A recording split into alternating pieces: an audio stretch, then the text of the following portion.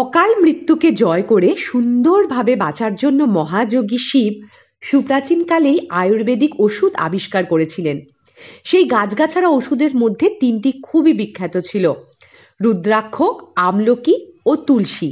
বিভিন্ন গ্রন্থে এগুলির খুব প্রশংসা করা হয়েছে। এগুলির মধ্যে আমলকি ও তুলসী খাওয়া যায়, কিন্তু রুদ্রাক্ষ ফল দর্শন করলে, স্পর্শন করলে, ধারণ করলে তাতে ভগবান ও ইষ্টের নাম জপ করলে মহাপুণ্য লাভ হয়। আমরা আগের ভিডিওতে আলোচনা করেছি রুদ্রাক্ষ ফল কিভাবে উৎপত্তি হলো, দেবাদিদেব মহাদেবের সাথে এই ফল কিভাবে যুক্ত, কিন্তু কিভাবে আপনারা রুদ্রাক্ষ ধারণ করবেন, কোন মুখে রুদ্রাক্ষ সকলের সঙ্গে যাবে, এই রুদ্রাক্ষ মালা ধারণ করলে কি কি নিয়ম মেনে চলতে হবে, তা জানাবো আমরা আজকের এই ভিডিওর মাধ্যমে। তাহলে চলুন প্রত্যেকবারের মতো শিব বাবার চরণে প্রণাম জানিয়ে আজকের আলোচনা আমরা শুরু করব। তার আগে এইরূপ আরও পৌরাণিক তথ্য পেতে আমাদের চ্যানেলটিকে সাবস্ক্রাইব করুন আর পাশে থাকা বেল আইকনটি প্রেস করতে কিন্তু ভুলবেন না। মহাদেবকে তুষ্ট করতে ও তার আশীর্বাদ পেতে সোমবার ভক্তরা যেমন উপবাস, পুজো ও রুদ্রাভিষেক করে থাকে, তেমনি রুদ্রাক্ষও পড়া হয়। তবে জ্যোতিষশাস্ত্র মতে যে ব্যক্তি রুদ্রাক্ষ ধারণ করেন তার জীবনে অকাল মৃত্যুর কোনো ভয় থাকে না, সঙ্গে সকল গ্রহের কুপ্রভাব থেকেও মুক্তি পাওয়া যায়। শিবপুরাণ ও অন্যান্য শাস্ত্র অনুযায়ী যে কোনো ব্যক্তি রুদ্রাক্ষ ধারণ করতে পারেন। যেমন বৈষ্ণব সম্প্রদায়কে তুলসী কণ্ঠী পরে বেশ কিছু নিয়ম মানতে দেখা যায়, তেমনি রুদ্রাক্ষ পরে বেশ কিছু নিয়ম মানতে হয়।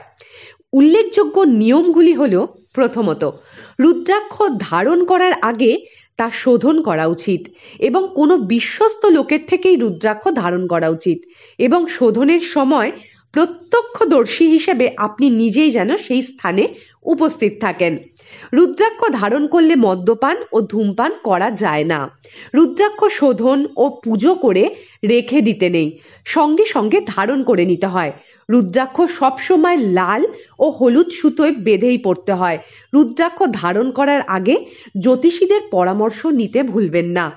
রুদ্রাক্ষ মালায় জপ করার সময় মালাটি সবসময় একটি গোমুখী ব্যাগের ভেতর রেখে জপ করবেন, যাতে অন্য কেউ তা দেখতে না পায়। রুদ্রাক্ষ জপের মালা ধারণ করবেন না, আর যে মালা ধারণ করবেন তাতে কখনোই জপ করবেন না। গর্ভবতী মহিলা এবং মাসিক অসুচকাল চলাকালীন মহিলাদের রুদ্রাক্ষ ধারণ করা উচিত নয়। আবার রুদ্রাক্ষ ধারণ করে আতুরবাড়ি, শ্মশান, মৃত্যুবাড়ি প্রবেশ করবেন না। প্রয়োজনে তা খুলে রেখে প্রবেশ করতে পারেন। স্নান এবং ঘুমানোর আগে অবশ্যই রুদ্রাক্ষ খুলে রাখতে হবে। এই বিশেষ কিছু নিয়ম রুদ্রাক্ষ ধারণ করলে অবশ্যই মেনে চলতে হবে।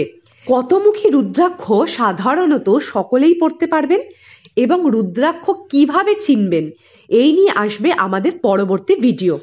তাই চ্যানেলটিকে সাবস্ক্রাইব করুন, পাশে থাকা বেল আইকনটি প্রেস করতে ভুলবেন না। অবশ্যই কমেন্টে জানাবেন ভিডিওটি আপনার কেমন লাগলো। ভিডিওটি লাইক করবেন, শেয়ার করবেন, আর অবশ্যই বলবেন হর হর মহাদেব, ওম নমঃ শিবায়।